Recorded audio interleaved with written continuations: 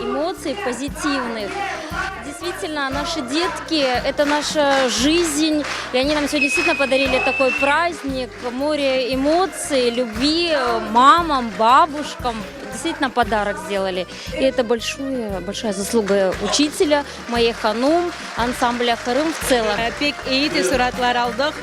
Bizim yaş neslimize maşallah aytamiz. Men bilesem keleceğimiz parlak olacak. Çünkü böyle yıldızlarga bakanda her vakit gururlanasın ve gelecekte tek yaxşı, iyi tesuratlar bağlaysın.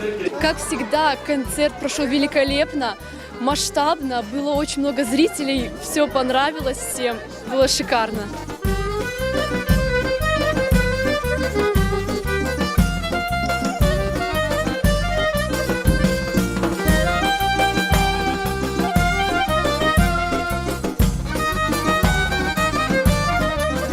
Дети молодцы.